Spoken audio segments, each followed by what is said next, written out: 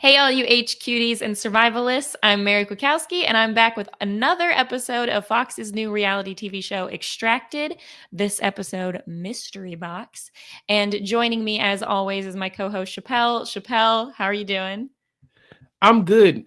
Mary, did you catch that? It looked like for a second Haley was going to do your introduction. She's like, "Good morning, HQ."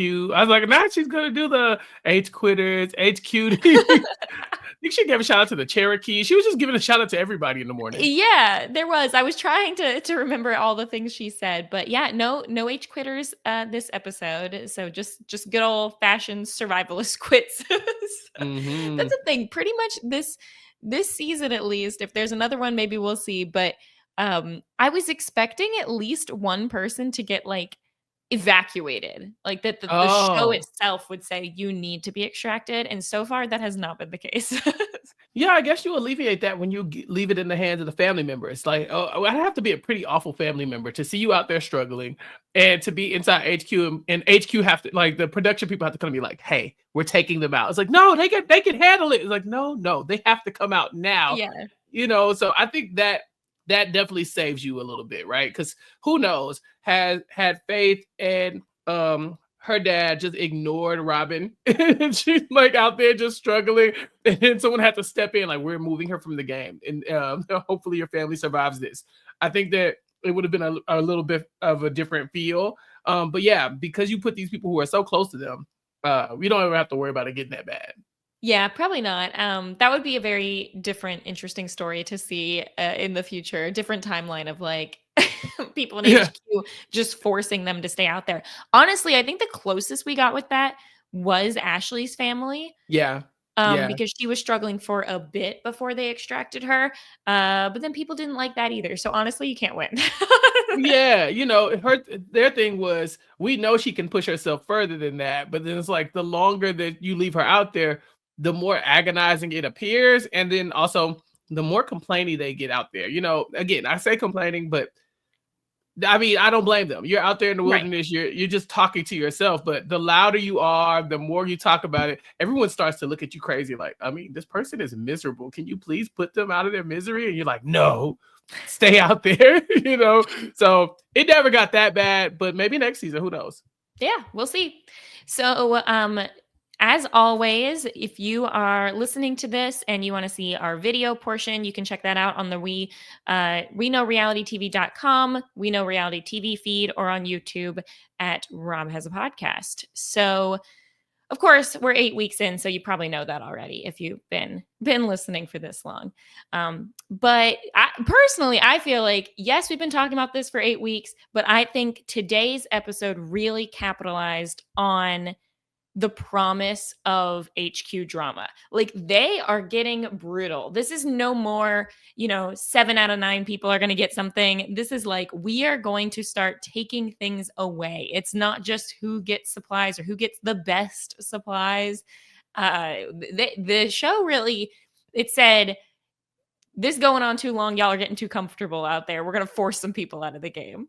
Right. And honestly, I think the show did the contestants a favor by slow playing it like this, by kind of easing them into the betrayals and the alliances, because we're used to shows where episode 1, you got your tight alliance of 5, and then you got your alliance of 3 that's trying to break in there. You got people playing both sides.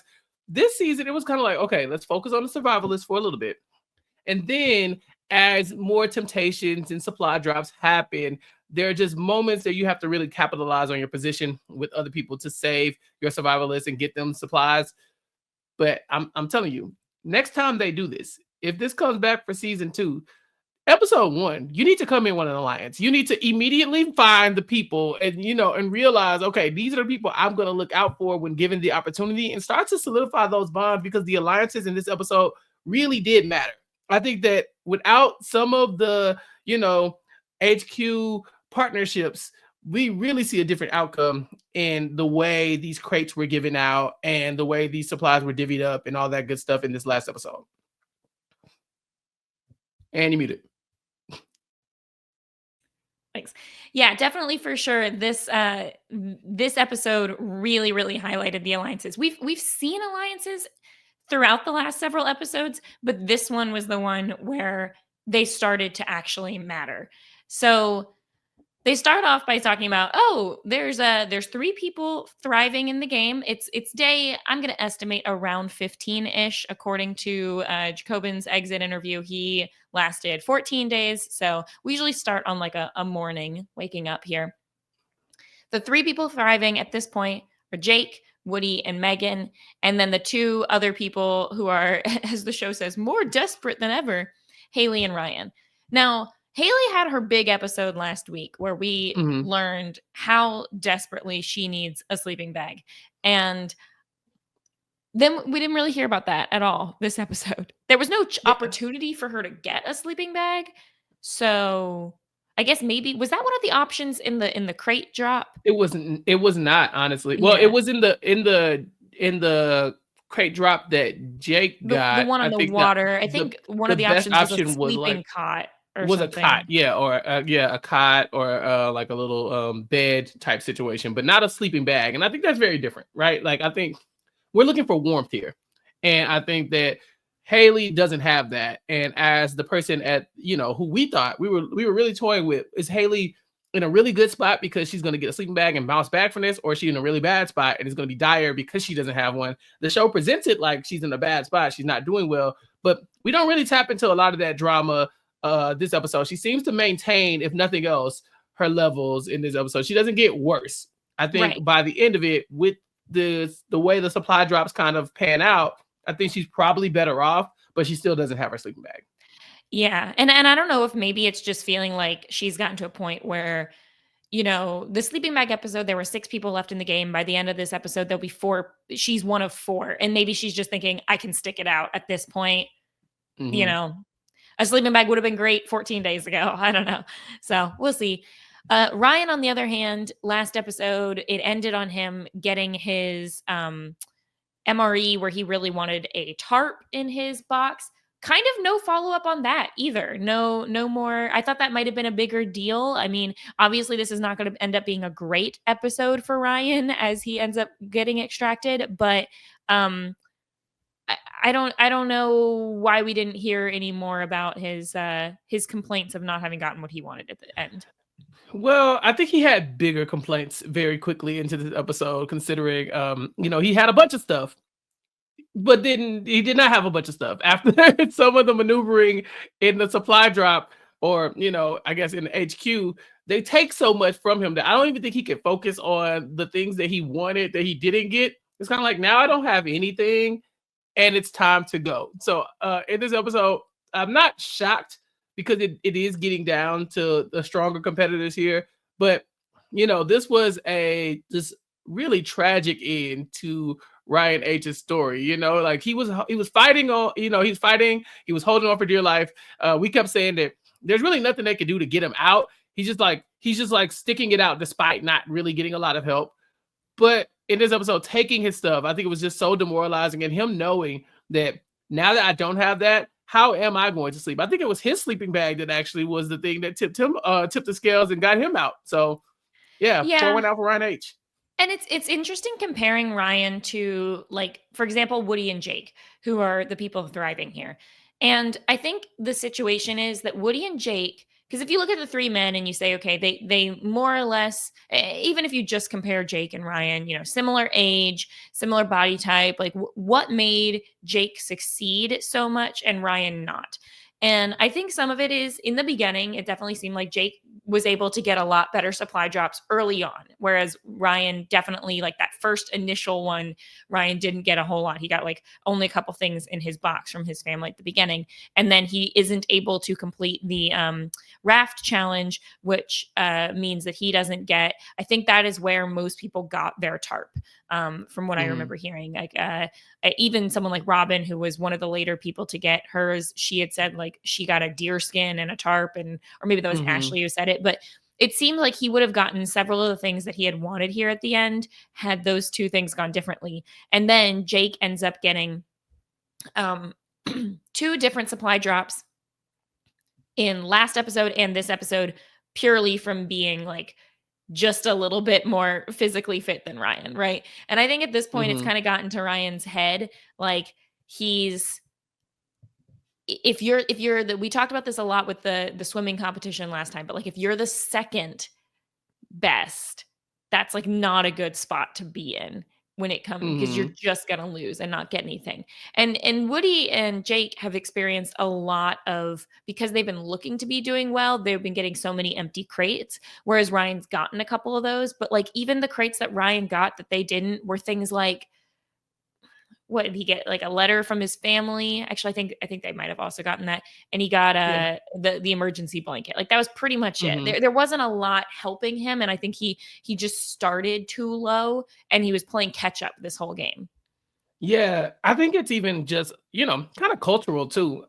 Ryan H and his family don't seem like the type to complain. They just don't seem like the type to, hey, things aren't going our way. We're going to whine about it and be loud about it. I think they're going to kind of like grin and bear it, push through, really fight through the adversity and not really let people see you sweat too much. And so because of that, even you and I, we've been talking about Ryan H because we've been paying attention. We're like, hey, he's not doing great because he's not getting a lot of things. But we've also said he's probably not going to quit. Like he's probably going to be fine. Like despite not getting this stuff. And so that's not good. Not in this show. In this show, you need to be getting things. Like you said, second best. It means you're just the first person that's not going to get something. The first Right. person is going to be able to beat you out, but they're not going to get supplies from everybody else. Everybody else isn't going to give you stuff because they're going to say, oh, you're fine. Ryan H is fine. And I think that this was just a really bad draw for him. And then, of course, we see that the one alliance that they do have, because I'm coming in and giving Roger and Candace credit for making an alliance, but the one alliance that they do have doesn't really stick with them in this episode either. So, yeah, there was no way he was going to do this without getting something, but also with getting so much taken from him in this episode.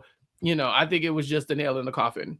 Yeah, I agree. I think a lot of what you're saying about him and his family just not being complainers, not being outwardly people who are going to look like they're suffering. Like a lot of the other people, whether it be Jacobin or whether it be some of the other women that we've seen, like have just been outwardly looking to struggle more. And so they're the first names that get brought up when there's a decision about who gets things. Whereas Ryan doesn't have much, isn't doing well, but he's also not looking as weak. But Mhm. like you said, we've been clocking it from like episode one. So Mhm. tough break for Ryan. I really do feel that way. I feel like he he probably was starting to get kind of dejected too when looking at someone like Jake, and you just see it's like, how am I going to beat him? And now getting stuff taken away. So, um, but we start the episode with that big crate floating on the lake from the end of last episode. Uh, it does feel like somehow an announcement was made or something, like maybe you should go to the lake, unless everyone is just coincidentally getting up at the same time, except for Woody, who's sleeping in and misses this whole thing. So, Mhm. but everyone else basically gets to the lake. It seems like around the same time. Haley and Jake are the two who decide, I'm just gonna get in the water and go for this. Whatever this is, I'm just gonna go swim out and get it. We don't really hear whether or not Megan wants to swim out. Maybe she just feels like she's got enough stuff and doesn't need to. Ryan is watching the whole thing and he's like, yeah, no, after I've been wet twice now, I'm not doing that again. And honestly, more power to you, Ryan. I don't know that this would have helped you to get this. But yeah, so this was a moment where, so Jake and Haley end up going out for it and they're both on their raft. And I was like, oh, I forgot they still had those. I guess Yeah, yeah. kidding. Probably another reason Ryan didn't go, because he knew his Right, raft. he doesn't have a raft, so he's like, I'm not getting in that water again. Were you surprised that Megan and Jake seemingly could interact in this episode? Like they were on the bank of the water together. Yeah, and then Haley comes over and joins them too once Jake gets the crate. I don't know, because I guess from my interpretation, it seems like if you meet each other on a survival trial, which this wasn't technically billed as a survival trial, but like I think it's fine. Like later on when we do the other trek through the woods at the end of the episode, I think if people had met then, that would be fine. Like it sounds like from some of the exit interviews when people were doing the original raft challenge, they sort of interacted a little bit, and then definitely they Mhm. did during the deer thing and then during the swim. So I'm not surprised that they were able to talk, but I'm sure that whoever's around producers are like, okay, now you got to go back to your camp, and then they have to skedaddle. I don't think they could just go visit each other. I think that's probably off Right. limits. See, and I thought that that was an interesting, wrinkle because once I saw them together, I'm thinking, oh, now what's about to happen? Is this a good opportunity for somebody to say, hey, I have these supplies. Would you like something? Would you like to trade? Haley, I know you need a sleeping bag. Jake just got back with this crate, and God knows what he's about to get. But is there a way we can, maximize our resources here in this moment? Maybe swap some things out and give each other upper hand. But you're right, they don't even address it. So I'm sure the producer will like, don't get cute, go back to your room. It's interesting because I've thought a lot about this of like, would I rather the game allow people to go visit each other, allow people to help each other, to give each other supplies, to trade, like you're saying? And I think the problem with that is that you're going to start, it would be nice, but I think also then we get to a point where it's sort of like, I don't know how to describe what book or what reference I'm trying to think of, but like they're just gonna live forever then. If everyone Oh yeah, has a yeah, game. yeah. Like if your only potential option of going home is because you don't have a way to make fire and then someone else just comes and gives you it, then it's like, okay, well, I guess you'll I just don't be know. out here. I think they Yeah. want it to be an individual game. They want it to be an individual game with individuals competing against each other. I kind of like because I thought that about the swim too. I was like, oh, if they were given the option to just take their own stuff if they won and then give the other person their bag, I think almost everyone would have done that. Right. Right. No, that's a good point. I mean, look, we like these people. We like watching them on television, but we also don't want to be here forever. We got to wrap this up. We got Right. to get us a winner eventually. And if they're all saving each other's lives every time they get close to extraction, then we'll be here for, 5 or 6 years And because these it's people are dope. why from the beginning of a show like Survivor, the game was not, hey, just build a society and see how long y'all can last. There was a Hmm. voting out component because they needed a mechanism to get rid of people. And so I think that this show would just turn into Survivor if you were allowed to do that. But Hmm. anyway, Yeah. But look, uh, HQ is supposed to turn into Survivor. That's where all the yeah, voting is. That's where it's exactly. supposed to get hairy. Yeah, I agree. Exactly. So, but I kind of like the idea that that this game is very much it's individual. The decisions that are going to be made in HQ can help or hurt you, and then it's up to you to just see how long you can stick it out, basically. Hmm. Unless you're Ryan W's family. So Jake's prize from opening this crate is that he gets to choose from. There was this long list. It was like new boots, a sleeping cot, hammock, propane space heater, something. I listened 4 times and I still don't know what it was. It was a something sack. I don't. Yeah, Please tell me something what sack. that was. Yeah, I saw that and was like, Um, what? Steak dinner, salmon, spaghetti, and meatballs. And Jake said, s'mores. "Oh, was that one of them? S'mores? Okay, S'mores, yeah. What's because I was thinking, why would you want I that? don't know. So I was surprised actually with what Jake chose. He ends up choosing salmon, which don't get me wrong, ends up being like the world's biggest salmon. And so Yeah. he's able to eat, but I thought he was already catching fish and doing well. I'm surprised he didn't go for I don't know. I don't know what else. I don't I know what I mean, would have Mary, chosen. what would you have chosen? I think I'm going steak dinner. I think I'm going steak dinner because steak dinner sounds like steak and then all the And fixings. I'm gonna potatoes get and yeah, whatever exactly, else. exactly. Yeah. Salmon just sounds like salmon, but I want all the things. I want some asparagus, some Brussels sprouts, potatoes, the steak with some compound butter on it. I got a whole thing going on with my mind when I hear steak dinner. Some I don't rolls. know. If my shoes were wet, I might have gone new boots, honestly. Uh-uh. Nope. I'm getting some food. I don't know. I mean, I think the problem is if sleeping bag was on this list, I think that would have been a good one. Sleeping Yeah. cot, like, do you need to be raised off the ground? Like, I mean, I depending on bet I how bet it does. I bet it doesn't suck to be off the ground though. Like, Yeah, but if 'cause you've already like, been on the ground for 14 days, like, is that gonna help? I don't know. Plus, you probably have to build your shelter bigger. Hammock, I think that's a no-go. Hammock does not help me. The propane space heater would be nice, but again, I've dealt with those before. There's not you're gonna get like 3 hours, 4 hours of heat if you're like having on constantly. So it's not that helpful. I yeah, don't know. the cot doesn't sound awful to me. Like I just feel like if I've been laying on the ground essentially this entire time, like please get me off of these rocks and sticks for at least a day. You know, like it would feel so great to not have your back Yeah. hurting. You know, like I just feel like it would give you a lot of relief in a way that a lot of these other things won't. But I mean, how do you pass up on some of these food options if you've been eating MREs? Like this is gonna change the game. I think the thing is, if I'm Jake and I'm catching fish, I actually think I would have gone for s'mores because that would have Yeah, been yeah, like different. eat It would have dessert. been a Yeah. snack. And it depends how much they give me. If they probably wouldn't, but if they give me an entire chocolate bar, an entire bag of marshmallows, an entire box of like graham crackers, that's a lot of s'mores. I doubt they Yeah. would give you that. They'd probably give you like just like a small little kit, but still. Mhm. Yeah. Oh, well, this is a good win for him. You know, Yeah. we cannot stress enough how far Jake is ahead of everybody in this competition, mostly. And this is just another thing to just like, you know, put another feather in his cap for, you know, how he's starting to run away with things. They're really gonna have to figure out a way to galvanize the troops against him if they want to beat him. Yeah, definitely. Yeah, it's and which I think they did in this episode. Like I think this was the turning point. So speaking of which, we get our alliance talk, and we've got two alliances formed.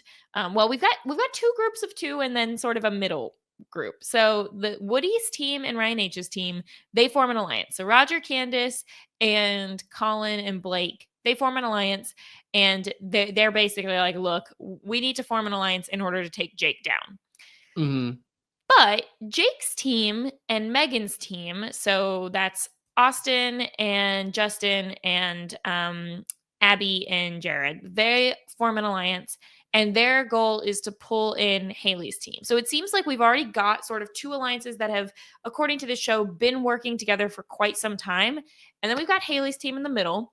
And the way it's presented is that Austin and Abby are talking, and they're like, "Yo, wouldn't it be nice though if we should probably get a three? We should, just in case there might be like a vote or like some reason, like those are probably good." Hmm. So Haley's team, which is Natalie and Carly, they agree to Austin's alliance, and they say, "This is good." Haley and Megan have been shown to be working together. And so we kind of want to back Haley's decision to work with Megan. And Austin is like, yeah. And like, Woody and Ryan, like they're not working as hard. And I like the fact that Haley and Megan are working hard and playing similar games to Jake. And at first I was like, yeah, this is good. This all makes sense. Whatever. Yeah, sure. Do that. But Well. then we have Hmm. the supply drop. And they're going to have to choose. Oh, this one was brutal, honestly. Like, I would be so mad if I was a contestant in the game at this point. So they have each survivalist has two gear items chosen by production that's listed beneath their name, and your team will go in the room and pick a survivalist to lose those items. And at Hmm. first, I thought like, oh well, like everyone's gonna lose stuff, but they're like, no. If you lose those items, we will then replenish with some more items they could lose, and you won't know when you're going in whether or not the person you're picking has already lost something. That is the real brutal twist. And because at first when I was looking at this list of stuff, I'm like, these aren't like the worst things. Like, oh, they're gonna lose their, it was sort of like a not too bad of a thing and then a bad thing, except for Haley, who's, I guess she just doesn't have much stuff because her first two items on there were flint and steel and a tarp, and I'm like, that's huge. If you lose your tarp and your flint and steel, and she doesn't have a sleeping bag, so I'm not surprised nobody picked Haley because I think that would have just been like terrible. I mean, same thing for if you want to take Megan or Haley out, you hit them in this competition immediately because they Yeah. both have tarp right there on the top of their list is like a thing that can go. And we know Megan's tarp was doing the Lord's work, even Yeah, just good point. You take away Megan's tarp, she's got nothing. she's done. She's done. And so, yeah, that would have been just kind of the nail in the coffin for those two. But there are bigger fish to fry here. And I was very critical in my notes. I'm reading back my notes, looking like, oh, yeah, Chappell, you did not like the alliance structure here, because I felt like the ideal situation for Megan and Carly, or I'm sorry, Megan and Haley, would be to have their loved ones go and recruit Ryan H, Yeah. as he's also kind of on the bottom of our rankings here on our podcast. And so if you go and recruit him, then y'all can all just like double team the two leaders of the pack, Woody and Jake. And so I thought Especially because Woody and Jake are already against each other. Like, their teams are Right. already against each other. They're the front runners. They can't afford to not be looking at each other still. Right. If anything, you go after Woody and Jake, and then Woody and Jake will go after Woody and Jake. And so then, they have nothing. You could take these people from being baseline or even, excelling in the competition to out there in nothing. And honestly, the idea that you would even partner up with Jake, knowing that he has his pick of spaghetti, salmon, boots, all this other stuff still coming. I'm thinking, no, it's like the rich are getting richer here. You got to take him out. He's about to get a big old plate of salmon in a second. Take something else from him, So like I said, I was very critical of the choice here to kind of like to break it down like that. But again, these are the relationships that are built in HQ. So maybe Candace and Roger just have a better relationship with his loved ones, and it just naturally happened like that. I just felt like if you're looking for a third, Ryan H is definitely your choice. Yeah, I mean, that would definitely have been the smart thing to do. I think from a game perspective, I think the issue obviously is, look, we talked about it at the end of last episode, and I stand by it. I think nothing but evidence has proven that Abby It's a and showmance.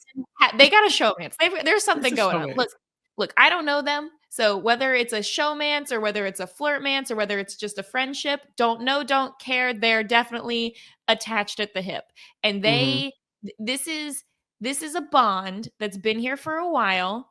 And so I think we can't overlook that. I think that is the clear part of the reason why why Megan's team is working with Jake's team. Right. It's like Megan and Haley inside the game, they like outside in the wilderness, they have an alliance. They met and they agreed to keep each other safe. But inside HQ, it's a different story. Megan's loved ones and it seems like Jake's loved ones are the ones who bonded. And so it's like there is a three-way alliance there, but Abby's kind of in the middle of two of them. I say Abby. Megan is in the middle of two of them, but we know who's doing all the heavy lifting in this social strategy. Okay, it's Abby. So Abby's in between a rock and a hard place here, with having to choose. Like, okay, do I go with the alliance that's better for Megan, probably, or my personal relationship that I have in HQ with Haley's family? Yeah. Or I'm sorry, with Jake's family. Yeah. Right. And I don't think that there's I think at this point, especially because it seems like this has been something from from a long time coming here, that I just don't think that Abby is going to be like, no, we're not working with Jake anymore. Like, yeah, you are. So yeah. Except you really shouldn't be. Except you really, really shouldn't be working with Jake anymore. Like I cannot stress this enough. This is a mistake. Working with Jake is not a winning strategy. You need to take him out. Yeah, you should, but yeah, Chappell, we have to be rooting for love. Look, we didn't know this was going to turn into a dating show. You're right. And then, like, both of us, we love a strategy game, but we leave space. We leave space for a dating show. We love that. Yeah, it's fine. Yeah. We can do both. Sure, for sure. So let's see. We've got the decisions that are being made, and how do you feel like in terms of the decisions people make? How do you think this went? Okay, so Woody's family targets Jake, obviously. Ryan H's family targets Jake, which again makes sense. But this is kind of like one of those things where it's like they didn't want to do it, but they knew that Jake would be fine. Like he would be okay if they just took his tarp and hatchet. Now they did not know that he was down to flint and steel at this point, or that someone else had taken his tarp and hatchet, I guess, already. But yeah, so now they're coming after him. They're just hoping nobody takes Ryan's sleeping bag. Haley's family goes after Ryan, and I'm like, Ryan's canteen, his blanket, his emergency blanket. He doesn't have a lot. And then Megan's family ends up considering to take out something from Woody, but they too go after Ryan. And this one I was like, oh yeah, this is the mistake that I'm talking about here. And then meanwhile, of course, Jake's family goes and piles on the Woody. So Woody loses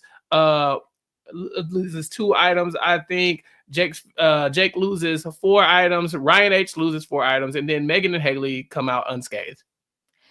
Yeah, and like you said, I get it, because when Megan's family comes in and decides to take Ryan's stuff, at that point, yeah, Ryan's stuff doesn't look like that big of a deal. And same thing with when Haley came in, and just the way the stuff was divided up, it's like, Mhm. oh, we're not hitting them too bad. I don't know. I don't know if this would have been better if they had been shown somehow like that stuff had already been taken from them. Mm. Um, I don't know, but yeah, it ends up obviously hitting very hard. So we get the supply drop sent to them.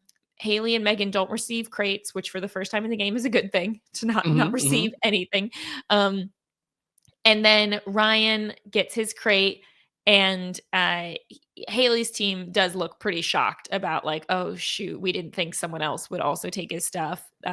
They feel like they did the right thing because the stuff they took from him wasn't super dire, but it did introduce a domino effect for Megan's team being able to take the same thing. And yeah, Ryan's like, look, I know I spent 1 day out here without a sleeping bag and it was torture. And I don't think I could do that. And then I wrote in really big all caps, yeah. How do you think Haley feels? She's been out here this whole time without a sleeping bag. So yeah, it was Ye brutal. I And like the letter that they get in the crate when they get the empty crates, because they have to yeah, now, put their stuff in the crate. And it says, you must forfeit your canteen, emergency blanket, stove, and sleeping bag due to decisions made by your family members in HQ. It's like, what are y'all doing in there? What do you mean? yeah, it was bad. It was bad. Woody calls out his family, but then he's like, don't worry about it. I get it. And then I can't remember if it was Woody or Jake who had gotten the crate and was like, oh, another empty crate, or this one feels light or something. And then someone Yeah. else in HQ was like, oh, it's gonna be worse than that. It's not just that it's empty. I can't remember who said that, but I thought that was funny. And so when this happens, Austin knows exactly which team came for his team. He knows that this was when um, Haley and Megan turned on him. Or no, Haley and Megan got for Ryan at this point. They went for So Ryan. yeah, They never were mind. still playing the right side here. As far as Yes. like their alliance structure goes, they will later on flip because Right. Haley's family, we've been saying this from jump. Natalie and Carly, they don't play around. And so they're looking at like, all right, look, that was cute or whatever, but let's be very clear. Jake is running away with this. We can't continue to support this behavior. We're gonna have to take him down a peg later on. And yeah, there's some flipping and flopping going on in this alliance. I think the question is, did Blake, because I'm just going to say Blake because Colin's not doing much of the strategizing. Did Blake not go to Haley and Natalie at any point and say, "Hey, why don't you work with my alliance?" Like it seems like Haley and Natalie, they're in the middle, or sorry, Kaylee and Natalie, they're in the middle, and Carly and Carly, Natalie. that's what it Yeah. is. Carly It's and too many Natalie. Sorry, names. It's too too many many names. names. They're in the middle and they get swept up into the 3-team alliance. But did the other team not ever go to them? Did Woody's family not ever go to them, or Ryan's family? It doesn't seem like it. Yeah, that's why I was so confused about the alliance structure. I'm thinking, how did Jake, the front runner, end up with the most support? Like if anything, Right. Woody's family should have been like, we're with you. Like let's take out Well, the front runner. I think the swim where Haley and I'm trying to make sure I got the names right, where Haley and Megan basically made a deal to stick together, really influenced Haley's crew to be like, well, we got to work with Megan's crew. And since they're working with Jake, I guess that's what we got to do. Uh-huh. I think that helped. But anyway, so the next day we got Justin, Austin, Natalie, and Abby are all standing on there's like a giant rock. We have never talked Yeah. about this, but at HQ, there's like this outdoor deck area. It's the same place they burned the letters. And there is a giant rock there. And they're standing on it, and they ask Blake, they're like, oh, do you want to do, I think it's Abby who says, like, we're doing gratitudes. Would you like to do one? And this is, right after Woody's gotten a bunch of his stuff taken away. And Blake is like, yeah, I'm grateful for good friends with good morals who stand by me. Tell us how you really feel, Blake. You know? Yeah, so good. And yeah, that was a great moment. Ooh, I'm Mary, trying to remember. before we get too far into this next day, though, Uh-huh. do you want any last words for Ryan H's extraction moment? I mean, he does at this Oh, I point. forgot. Say, Yeah, I like, forgot that happened at that point. well, Right. you brought it up, but it's like we kind of yada it. Yeah. So yeah, he gets extracted. I mean, he asks for it. Mm-hmm. First Yeah. time in a while, someone has said, "Come get me." Yeah. It's presented to us as literally right when he opens the crate and realizes he's going to lose all the stuff, that he basically says, look, I can't do this. I know how cold it's going to be. I just, at this point, I'm asked to be extracted. And this was right after we had gotten like the Ryan H kind of the visibility spike where he talks Mm-hmm. about his mom and dad being super close with his dad, and he's more like a best friend than a dad. And that was a sweet moment that we got early in the episode.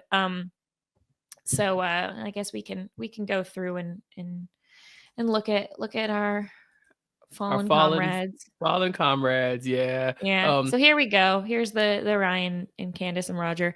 So he asked to be extracted. I think this was, I don't know why, it seemed to me to be like the quickest extraction. Like they take him out and he like exchanges one sentence with his mom and dad, and that's about it. Like I was kind of surprised.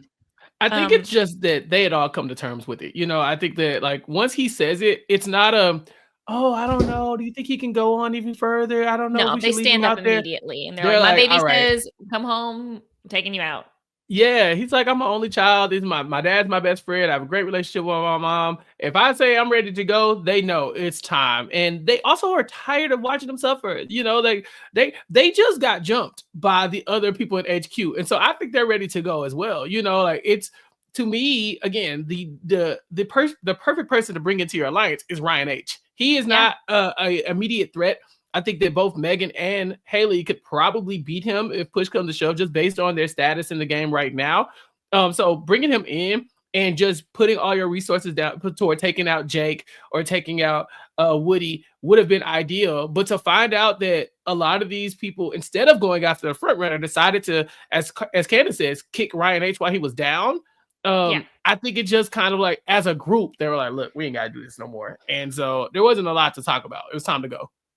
But also, I think this happening is going to change Natalie and Carly and what they're thinking. I think this is a wake up call to them of like, oh shoot, we just helped Jake. That's all we did here. Uh-huh. And so I think that's going to matter. There were some nice moments during the extraction. We get a little bit of the sort of Sarah and Sean moment from Candace here, where she says that she felt really bad about taking stuff away, didn't like how it went against her morals just to do anything for money. I don't love when people basically are saying like, it's like, you did it. You still did it. Yeah, it sucked. Nobody wanted to do that. Well, I'm not going to say nobody did it. I'm sure that Blake and Austin both enjoyed doing that. Yeah, take them down. Yeah, but it seems like we kind of skipped over it, but during that decision, there was this moment with Abby and Jared that I really liked, where she's like crying and upset that she doesn't want to take supplies away from anyone. And Jared, again, another Jared moment. We're getting like two in the last couple episodes, and he says he's like, it's fine. You don't have to be a part of this. You can close your eyes. You won't even know what I'll choose. And she's like, no, I gotta be part of it. But I did love that moment too, that he gave her the option to kind of take the out on that one. Yeah, I'll say this. These people did not know what they were signing up for. They did Oh not yeah. know that they were going to be actively trying to hinder other people's relatives and loved ones in the game. They did Yeah. not. I think if you present this to Roger and Candace at the beginning, they don't even play the game. Like, I think they're like, nah, we're good. Ryan H, this is not our style. Let's go do something else. Have you looked at Outlast? Have you tried Alone, Naked and Afraid? Like, there's something else that you can do that's not going to put us in this position. She even tells them, don't ever make me do this again. Yes, I don't I'm a ever want to better do this again. racetrack mom than a survivalist mom. Right, exactly. So I think they were there to support him. And then when they realized how active they had to be in sabotaging other people, they were like, nah, this is not great. So yeah, it's like they did it for him, but and for the money. But at the same time, it's like given like had they had the opportunity to opt out, I think they would have. Yeah, definitely. Ryan says his parents taught him he would lose more than he would win in life, and he just had to take it and move on to the next one. Oh. See, that's what I'm talking about. That's that spirit that keeps you in the game, but not getting any supplies because you're like, yep, you just you lose some and you just keep going and like, no, complain. The squeaky wheel gets Yeah. the oil, at least Yeah. in this game. Yeah, but they were sweet. I think this is about where we expected Ryan to fall from the beginning. We said he's not going to quit. He's going to last for a long time, and it just got to the point where it was like, I mean, this isn't like some of the other people we've seen where they quit when they have everything, when they're up. He was scraping by, scraping by. He was scraping by, and then he gets his bare minimum taken away, and at that point, it's over. Yeah. So back to what you were talking about outside with the gratitudes and Blake. Yeah. I love that Justin is pointing out that like, hey, Blake gets really, really mad about stuff. He gets very upset at things. And what if we just kind of just started to pick at that? Like he's not really a good sport when things aren't going his way. And so we're just going to maybe weaponize that in the game and just kind of try to get him off his game a little bit by pissing him off. And they're doing an amazing job because Blake looks annoyed. He's looked annoyed for like the last 3 episodes, probably. He is not having a good time. Yeah. Yeah, he's not. And there's another moment with him that comes up in just a little bit. But first we've got this other moment where I just want to bring up in here. I made something special for us. So there we go. There we go. There was a moment here because I'm on Showmance watch, and when they're walking back inside from the gratitudes, Abby and Austin are kind of walking back slower than the others, and he pats her on the back. So yeah, I'm clocking it. I'm watching. Yeah. Is this a legit Showmance though, Mary? Is this game? Is this game from Austin? Because look. We have highlighted Abby's big moves in the game. We've been watching the live feeds. We know that she's moving now. She's wheeling and dealing. You know this as well as I do. The best way to shut down a strategic mastermind is to get them in the Showmance, because they will start to lose sight of what they should be doing in this game. And getting her to not target Jake would be a masterstroke in this game for sure. I think here's the problem. Here's what I think happened. Abby's wheeling and dealing, as we've been seeing. She's social butterfly queen, going around, talking with everyone. She's there for everyone. She's giving the hugs, whatever.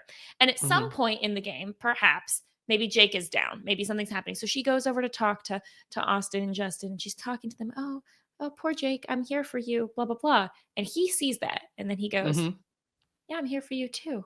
And then that's it. Their eyes cross the room. Yeah, that's it. It's a wrap. And he's like, I can use this. and then they start flirting. Look, and then they're doing gratitudes. If in the future, Abby, listen to me. If you have the opportunity to go after Jake and you don't do it, I'm chalking it up to the Showman. I'm giving the strategic points to Austin here for maneuvering his way out of this. You got to fight back. You got to fight back now, Abby. Now you're in the trenches. This happens in most reality shows. We've seen it. Tale as old as time. You got to fight back because I'm telling you, this is how you neutralize a social butterfly. You just get them socially involved in you. and there's not a lot of options around anymore, so she can't really play the room like she used to. It's not a lot of places to go, and we're gonna have some hard decisions to make in the future. So let's keep an eye on whether or not Abby can make the right move despite being faced with this juggernaut over here. Yeah, we'll keep an eye on it for sure. Mm-hmm. So while we've got the slides up, let's kind of go through everyone else before we get to the survival trial at the end. Um, so a few other things happen. So we've got the Jake versus Woody scenario. Obviously, he gets his salmon prize. Kind of the taking away from everyone is really where I think that's the point where Jake's like, okay, I just got a bunch of my stuff taken away, so let's cash in my prize. He gets his giant salmon. Also, did you notice he has a whole ass door on his shelter? Yeah, Like yeah, he's got a literally, lot he going built on a over there. door. Well, they gave him an Anyway, axe, so that's he had a little. that's right. His hatchet, yeah, probably did that. Um, Mhm. and so that there's this moment also between Jake's team and then Woody's team. And so Woody, he gets all his stuff taken away, and the real conundrum here is Woody going to be able to start a fire now that he's gotten his fire starter taken away? um and he's blowing on his coals. He ends up getting one, but there's a bit of like Blake versus Austin, kind of like hoping he gets the fire started, hoping he doesn't. And while all of this is happening, Blake ends up going outside. Him and Colin go outside because they're heated, about this whole situation. And Carly Mhm. ends up hanging out with them to talk. And she's like, kind of trying to comfort them a little, talk to them. And this is when Blake kind of blows up on them and says, like, look, you know, you're just playing into his hand of helping Jake win. Jake's team wants it to be him versus two girls at the end. And Carly and Natalie seem to have kind of come to the same conclusion as well. And I think this is the moment where they decide, yeah, we need to not help Jake anymore. Like, we've weakened Woody, Mhm. so now that he's weakened a little, now we need to jump on that side. We need to slowly weaken both guys, right? Until one goes home, Yeah, preferably Jake. yeah. See, they're just a little too late, because I'm telling you, they should have started there. They should have started at, let's take down Woody, and then now this flip on Jake. Back to back would have just been 1-2, and then you'd have Ryan H there still, who Mhm. I'm pretty sure. I'm just saying. Haley has been a front runner through most of the game. I'm sure she could beat Ryan H if it came down to it. Or at best, or at worst, I guess I could say, Haley and Megan could then jump Jake. They can, or I'm sorry, Ryan H. They can say, okay, Ryan H, it's just you versus us. Now we're gonna take you out. And I could see that working out for both of them as well. This was just like, okay, this will have to do. They have to flip. There's no reason why they should be allowing Jake to run away with this game. Yeah, and if they know that because of Abby Showmance, she can't flip on Jake, they needed to have been working with Woody to say, best case scenario for Megan is Mm-hmm. that is that Jake goes out without her team having to turn on them. So, and Mm-hmm. that's what Abby and Jared should be hoping for anyway, as well. Yeah, yeah. Everyone else turn on them, but I'll stand beside him. Crazy. Exactly. So, speaking of Haley's team, yeah, there was definitely, we've been watching. These girls have been doing a lot of maneuvering throughout the game, which has all been very great. Their biggest alliance was with Faith and Lance, and so when they left, they are kind of put in the middle this whole episode. We don't get like a ton of Haley. I actually I kind of see the point that Terrence was making last time, which was she loses the swim, she doesn't get her stuff, and yet she still seems strong. And Haley's the only other person besides Jake who, despite the fact that she had just swam, decides to go out and get in the water and try to go after that crate at the beginning. So I think that kind of is playing into what Terrence Bid knew. He knew what he was saying. He wasn't wrong. Haley was a front runner, with the exception of the sleeping bag thing. She was Yeah. fine. We have been talking about Haley as in baseline for most of the game until last episode. So if I'm Terrence, I'm like, no, did you see the way she swam against Megan? Jacobin couldn't do that. Ryan Mhm. H probably could, but maybe not. So it's like, yeah, she seemingly to be a smaller person is not struggling the way everybody else is struggling. So yeah, I agree. The fact that she even got back in the water to get that crate, you saw Megan standing there like, I'm good, like Yeah. no thanks. So yeah, she's a firecracker. I'm really proud of a lot of these contestants, but very much so about the way Haley showed up in the game. Also, this was kind of Carly's coming out episode. We've seen Natalie being doing most of the wheeling and dealing, but Carly's definitely the one on the left in this picture here who kind of does a little bit more in this episode, back and forth with both Woody's family and Jake's family. Now, what about for Megan? What's a little bit of a quieter episode for Megan herself. She doesn't do a ton. She's a little bit on the outskirts here. I think it's actually probably good for her to be stepping a little bit back under the radar after her dominant performance last episode. She watches Jake open the crate. She does actually catch a fish, which is great for her too. I was going to disagree with you. I think this is the Megan winner edit. I think that if she's going to take it, I think this is like her trajectory is upward. She won the race, right?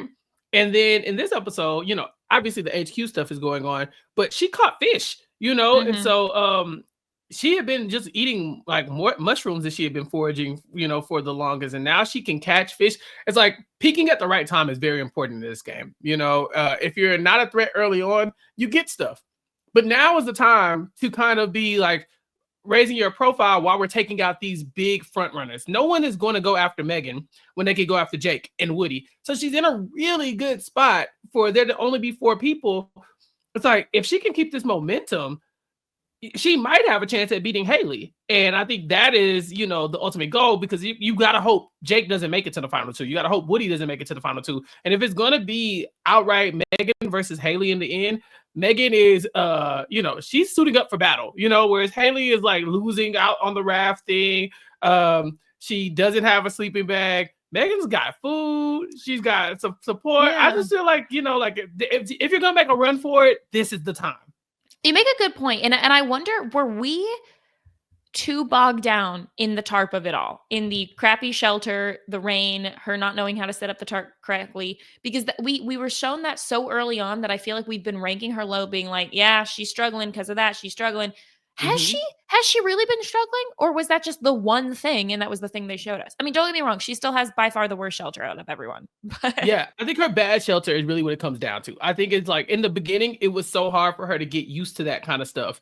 But then it's like they get the tarp, it's slanted, so there's not water coming in on her. So she's a lot drier than she was. And she's been getting stuff, pretty much consistently. No one is cutting Megan off. They're like, all right, we'll make sure Megan gets something, or let's make sure the girls are first in the pecking order for this thing, or it's like she's always in a spot to where she can receive and not a front runner where people want to take away from her. So I think that it's just a perfect little arc of, you start off kind of down and out, but if you can get through those early stages and let these other threats arise, because even let's say the guys did want to team up against somebody, they're coming after Haley.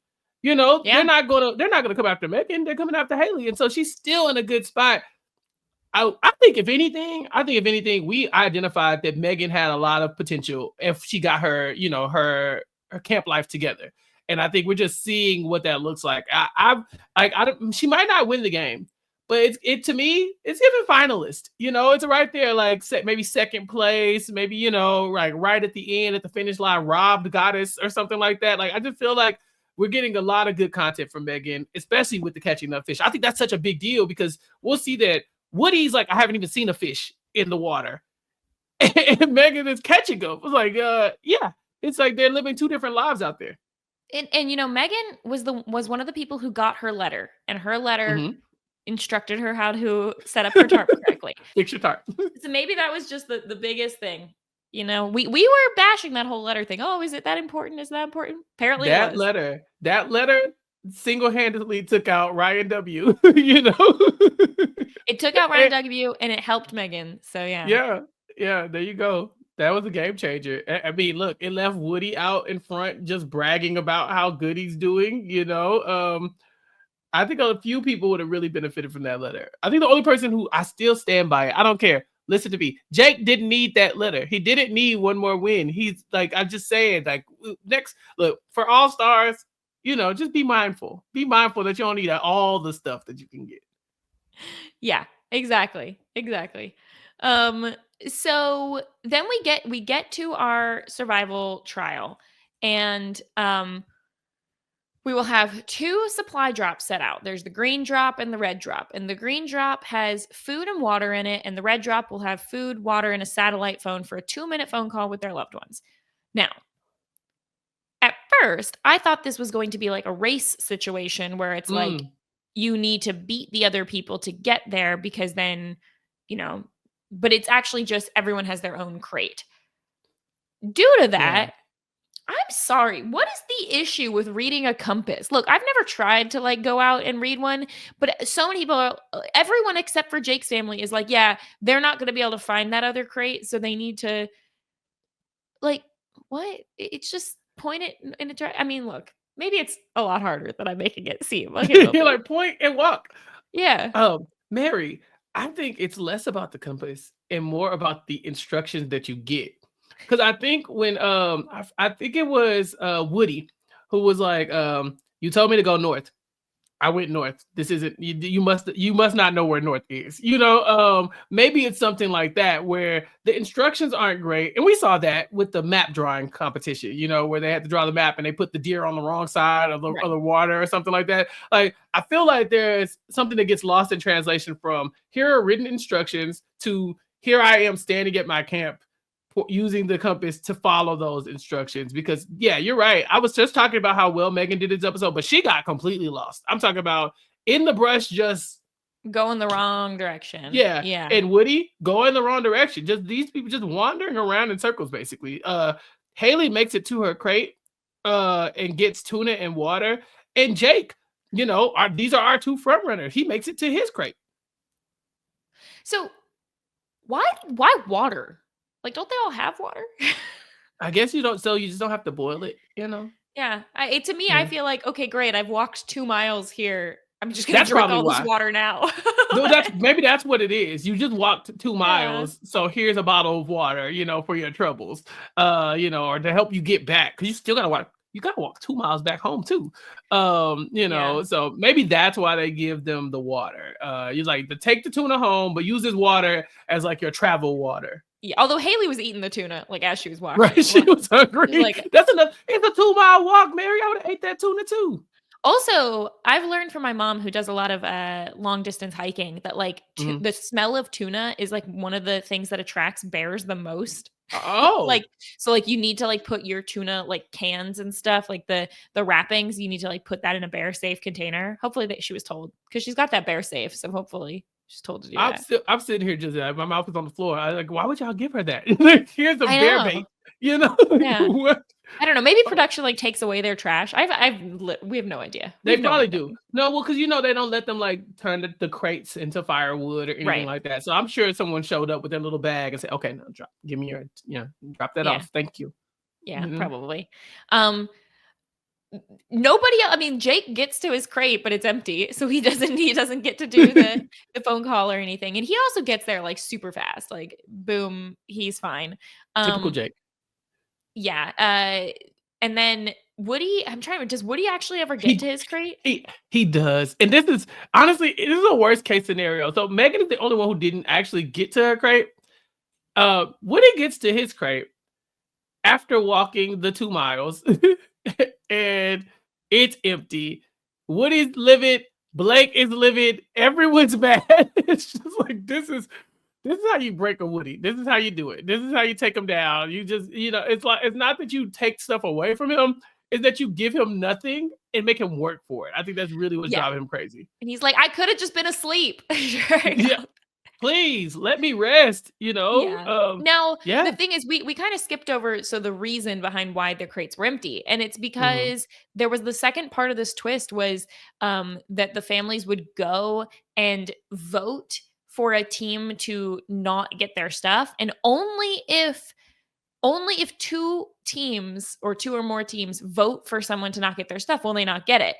And so this means they could have all just one for one voted for each other and everyone would have got their stuff. But no hesitation. Jake's family votes for Woody. They say they're 100% confident in Megan's team not voting for them. Yeah, bet you are, Showmance. And then they are 85% confident in Haley's team. 85, I think that's way too high confidence. But then Right. again, this is off after them just working together. So and 100% is suspiciously high, like you're it's saying, Mary. suspiciously high. Like, oh, 100% is like Abby's faith in Jared. You know, like she knows that this is her ride or die. Like they came in there together. What? 100%? Yeah, 100%. Okay. Yeah. All right. We see y'all. We see what's going on here. Yeah. Now, if I had to suggest something for the editing, I would say, hey, show us Woody's team and Megan's team first before you show us Haley's team. But no, they show us Haley's team second. Haley's team votes for Jake. Oh no, they've turned on the alliance. And they said, we made our agreement before and it was good then, but it's not anymore. Sorry. Sorry, it's over. And I get it. They're here to play. They want to do their best. You know, they want to push Haley into that final three. So we've got Woody's family and Megan's family left. And Colin asks, and he asks Abby and Jared, he's like, look, we've never screwed Megan over. Can you please just not screw us over? And Jared says, we will always do whatever will make the least impact. Sure you will. No, you actually didn't, because if you wanted to make the least impact, you would have voted for Haley's team, knowing no one else would. Or Megan's. Like you probably could have voted for yourself. I don't know. Anyway, but no, they vote for Woody and Woody's family votes for Jake. So Jake and Woody's supply crates are going to be empty, which they both discover. And obviously when this all goes down, oh no, my bad. This is, I take back what I said earlier. This is the point where Abby says she doesn't want to do it. And this is where Jared said she can look away and he votes for it. That was not for the taking away supplies part. Everybody in a social strategy game needs a Jared. You need somebody who, when you get caught up in your showmance, they're willing to do the hard decisions. You know, like, okay, you're losing sight of things. You step out of this. I'll take the shot, you know? But he still sticks with them. Jared's thought, he says, like, look, yes, you're caught up in your showmance, but we're gonna work with that showmance because that's who we made a deal for. No, Jared, get right in the game. Yeah, look, the move here. Come on, Abby, Jared, talk to me. The move here is to play the middle. You vote for Haley, make your vote disappear. Just make it go away. Like now you didn't have to pick a side. Because you're not hurting Jake. You don't need to hurt Jake, but you also don't need to hurt Woody. Yeah, you're playing. The goal is to play the middle. The problem is they're not really playing the middle anymore. Come on, 100% faith, 100% faith in them. Sounds like you're pretty locked in. I think that Austin would have been upset if they had not voted for Woody, because they're like, oh, great, Jake got screwed and Woody didn't. And that's not fair. You know, even if they weren't the ones who voted for Jake. Right. Well, that's the thing. Austin could be mad about it, but that shouldn't really bother you unless, you know. Because I think it's the thing of like the one thing for Woody's team and Jake's team. Like they've been button heads, but the one thing is like, yeah, but at least we're both losing, right? Mm-hmm. Yeah. This was necessary. It is necessary to take Woody down. It is necessary to take Jake down. What I'm saying is, for Abby's social game, this is the wrong move. Now, as far as like, if you want to keep both of these sides from being mad at you, you throw your vote on Haley and call it a day. You do the least amount of damage here. But if you want to win the game, Jake and Woody should definitely be taking L's here. They should not get anything in a crate. They should not get a phone call. They should not get to talk to anybody. They should not pass go. They should not get $200. You know what I'm saying? It's a wrap. So the move was made. Jared did what needed to be done. I think Abby wanted to throw that vote. I think she wanted to play the middle. I think she wanted to be, all right, look, throw it on Haley, get out of here scot-free. And I think Jared's like, nah, we got to pull the trigger here. You know, like somebody's got to take an L here. I think that's what I'm saying. They're a good team. Someone has a reeler in because I think she's got the love goggles on. A little bit, but a little bit. You know, it'd be nice to win the game and get the girl too. So as they say. Oh, also, I saw in the preview for the next episode, you know, I was like, what is this? What is this? Abby says, I couldn't, the way they stood up for me, I couldn't love them anymore. I don't think she's talking about Jared. Right. Like, I love Jared so much for standing up for me. That ain't what happened. No, look, in the next episode, I put money on it. Blake, not happy. He's livid. He's gonna Yeah. let Abby have it a little bit, and he does in this episode. Like, what? Why are y'all doing this to us? Like, you see what's going on. You see that Jake is gonna run away with this thing, trying to use y'all to take us out, and then he wants to go up against y'all because he thinks that y'all are weaker because y'all are women and he sucks. Like, that's what he's getting at, and that's gonna happen. And Abby's not going to be happy about it because, again, she wanted to play the middle because she's a social game queen. She knows what she's doing. And Jared made her take the shot. But here comes Austin.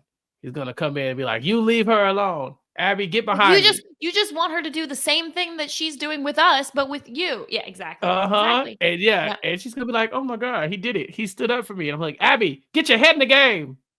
Get your head in the game.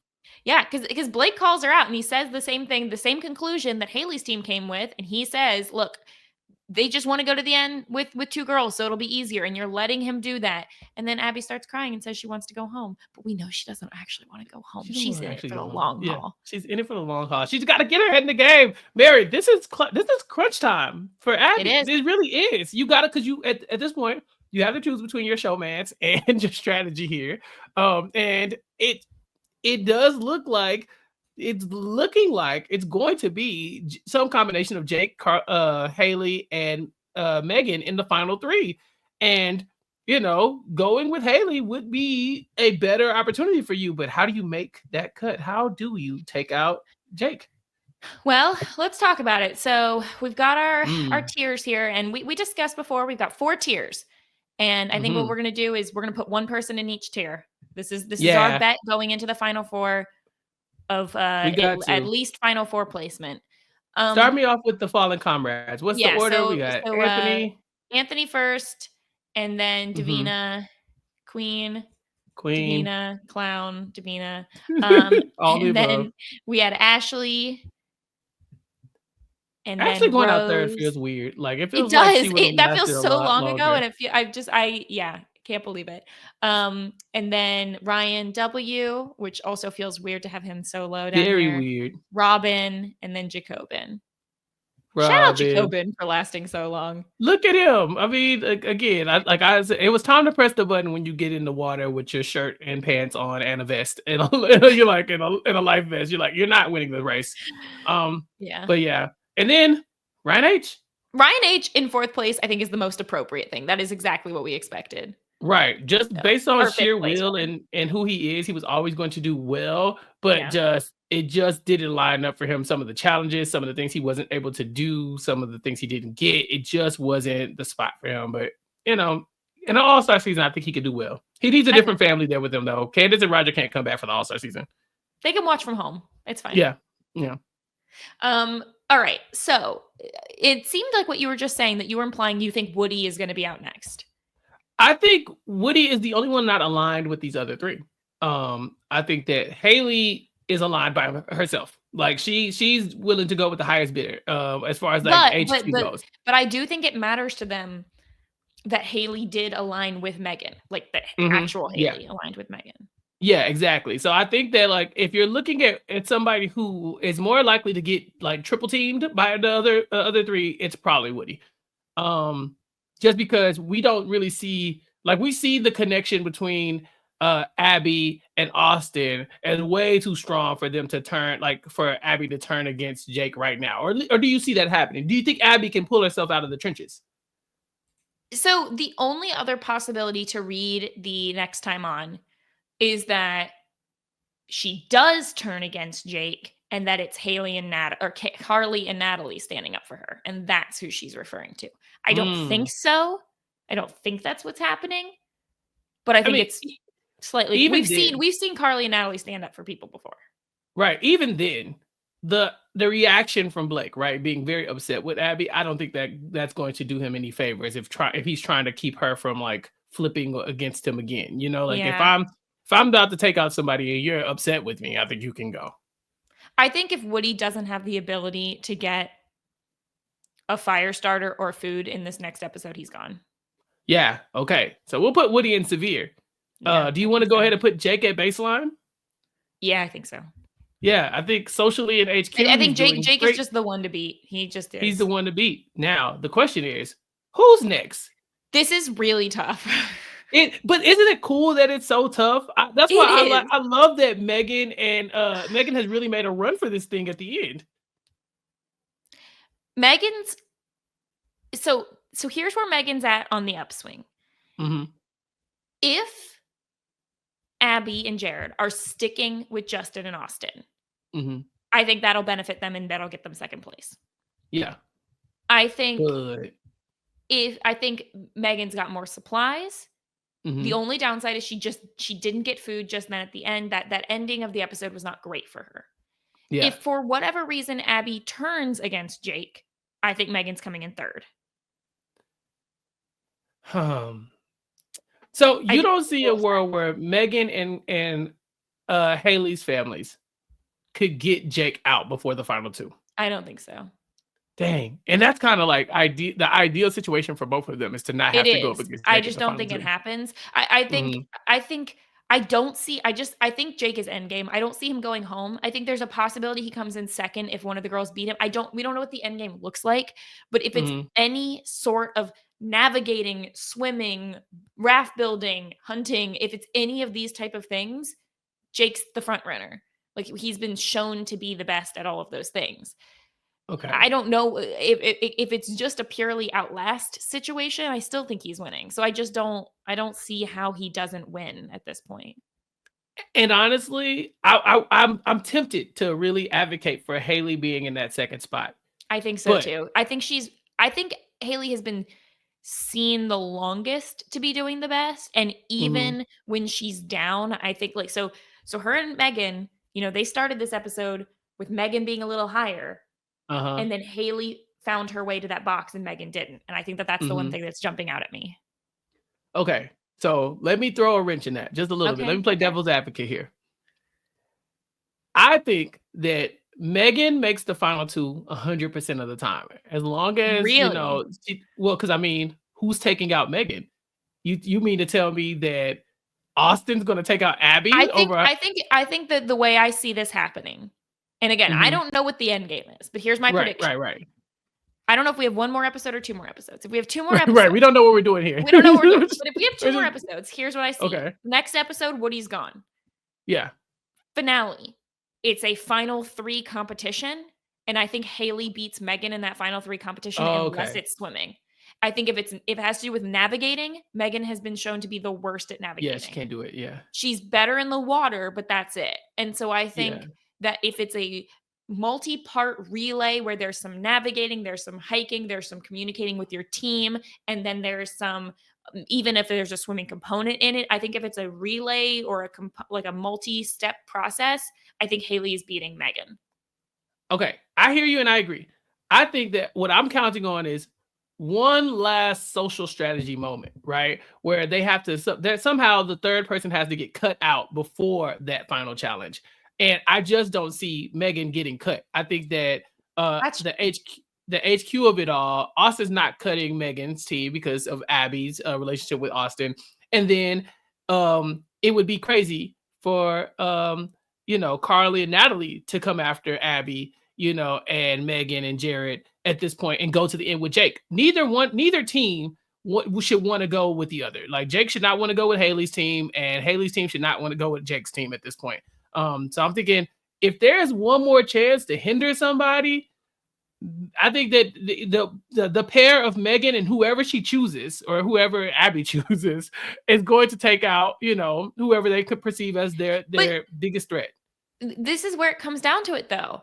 Mm-hmm. If that is the case and there is a social strategy reason to get someone out of the game, it would have to be a direct, we're literally kicking someone out of the game, which they might do at HQ, a vote out. Ooh. If they're doing a vote out though, I think that's really tricky. If you're Abby and you have seen Megan say, I want to work with Haley and I want to go to the end with Haley, and you as Abby and Jared know that Megan's best shot for winning is against Haley and not against Jake, I think they are turning on Jake at that point. I don't think they're going to send Megan. I don't think Abby, even if there is a showmance, I don't think Abby is going to say, screw Megan winning the game. I'm taking my showmance. I don't think that's going to happen. But see, that's the thing. Megan doesn't have to deal with the implications of cutting their showmance. We've seen this. We've seen the data. It's really hard to stand up there and take out your final two. I think if it's a straight out vote out, then they will vote Jake out. But Listen, I don't think it will be a straight up vote out. And I think I think no matter what you do, you could take away every single piece of item that Jake has. I think he's still not quitting the game. Yeah. So Jake, let's pencil. So that pencils Jake in basically for the final two. Now, and unless if that's it's a the case, vote out, I think unless it's a vote out, and any combination of any other two teams in the final three with Jake are going to vote Jake out. I think. I would love to. Otherwise, you're handing him the win. Right. I would love to see something where you could hand people advantages in the final challenge, right? Like, so let's say the three of them have to give something to somebody else. And like, you don't have to necessarily give something to everybody. So like, let's say you give Megan a map, and a compass, and, a GPS, because she's not really doing well with that. And then you give Haley, obviously, a sleeping bag. And you give Jake nothing. It's kind of like you even the playing field, for whatever this final trek is. But I still, it'd be really hard to bet against Jake even in that. Yeah. So yeah, I think Jake's winning. I'm gonna fight for it. I'm gonna say that Haley is second. I think Haley is second, and Megan will be in third. I like it. I will not be surprised if second and third switch. And I think the only way that it ends up being Haley and Megan as number one and number two is if they straight up vote Jake out. Now they have to get him out. Yeah, they can't let him get to the final two. Here's the thing. Mm-hmm. I think if my other prediction, and this is an audience reaction situation, if Jake gets taken out by a straight up vote out or almost in any way, I think there's a huge portion of the audience who's going to say that he deserves to win. Oh, people are saying Jake deserves to win already. Like if Jake doesn't win the game, a huge portion of the audience is going to be mad because imagine he lost to two women, Mary. Oh my God. Like they're already mad. They're typing their think pieces in there in the drafts right now. Get over it. Okay. Everybody, just because you are the best at a particular set of skills in these reality shows, that's not actually what matters. A lot of times it's how you maneuver socially as well. And we've been giving Jake a lot of credit for being the front runner, but now we have to give his HQ people credit too. They've been playing the social game. But I think it's just because, again, we and the people in the game have no clue what this game is. We have no clue what the end game is.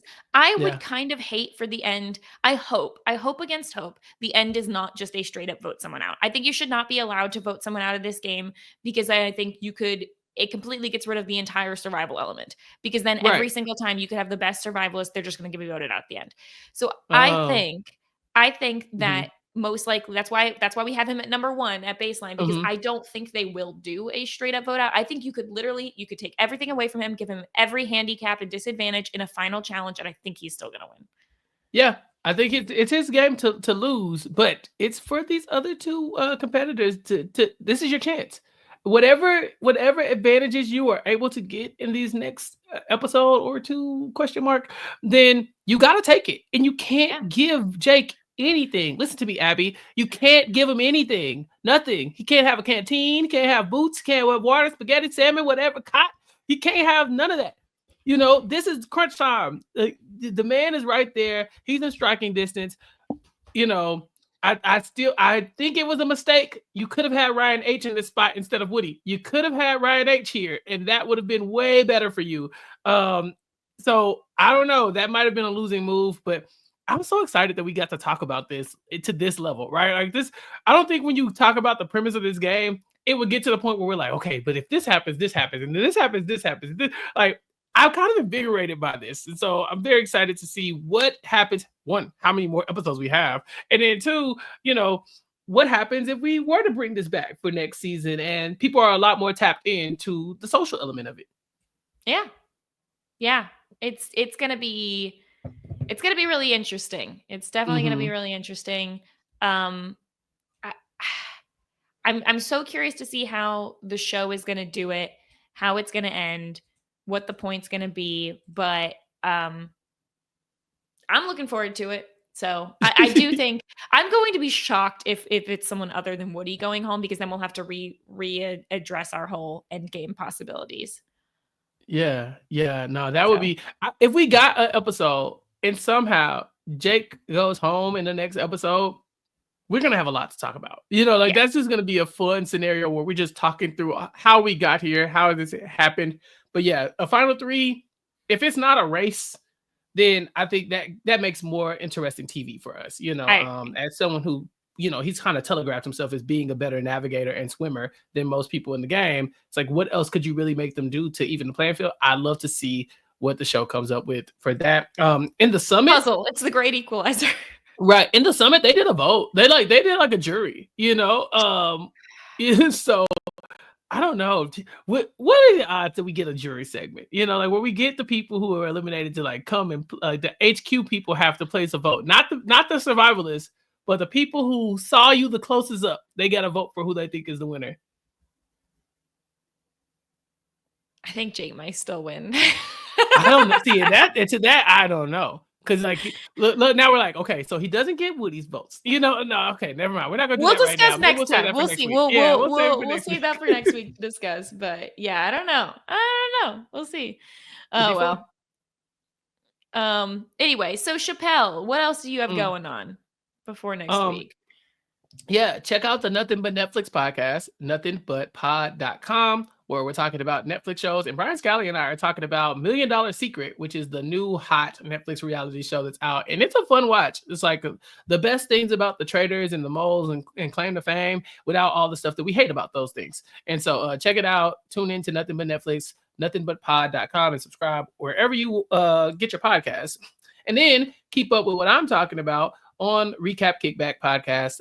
It's my show on YouTube, youtube.com/@RHAPKickback. You can subscribe to the podcast. Please subscribe to the podcast, RHAPkickback.com/subscribe, and keep up with Mari and I. We're talking about The Residents on Netflix this week, and G and I are always talking about Abbott Elementary, and then we all have other little fun things that we're doing over there as well. So check that out, and make sure you subscribe and follow me on all social media platforms at RHAP Kickback. What about you, Mary? Not too much else for me right now. You can check out everything I'm doing over at Frail Mary on every platform. And otherwise, make sure to check out my exit interview with Ryan H. and Roger and Candace. That will be posted right around the same time this is. So definitely check that out. And your newsletter, Mail Right, Mary? yeah, you can check out my newsletter, Mail Mary, which comes out semi-regularly over on Substack if you're interested in that. Episode 2 of that newsletter will come out eventually. Had a lot of energy in episode 1. We'll see what happens. I might have went and read it, so I'm familiar with Mail Mary.